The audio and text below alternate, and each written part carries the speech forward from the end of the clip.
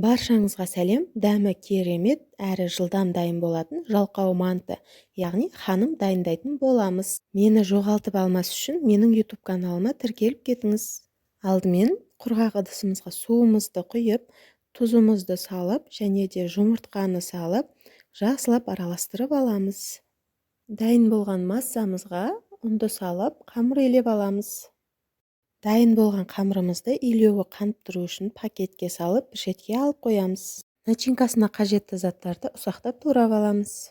Қажетті мөлшердегі құйрық майымызды теркадан өткізіп аламыз. Көп адам ұсақтап турап жатады, одан қарағанда теркадан өткізген оңай әрі жылдам. Және де бір пайдасы, тамағыңыз сочный болып тұрады. Көп адам құйрық майды ұната бермейтіндіктен теріп тастап жатады, ал бұл жолы олай істемейтін болады.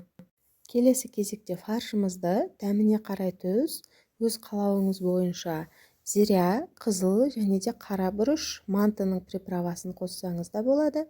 Кейін сұйық май қосып, жақсылап араластырып аламыз. Сұйық май да сочный болып пісуіне септігін тигізеді. Осы аралықта суымыз қайнап дайын болып тұру үшін газге қоямыз. Тестамызды ортадан екі бөлікке бөліп, үлкен етіп жайып аламыз. Қамырымыз жабысып қалмау үшін ортасын майлап, начинкасын да екіге бөліп, бір бөлігін осы қамырға салып, осылай орап шығатын боламыз. Және де мантаварканың листінде жабысып қалмау үшін майлаймыз. Бетінде майласаңыздар да болады, ол өз қалауларыңыз бойынша. Келесі тестамызды да дәл осылай дайындап, екеуін бірге 45-50 минутқа қоямыз. Міне біздің жалқау мантымыз дайын болды.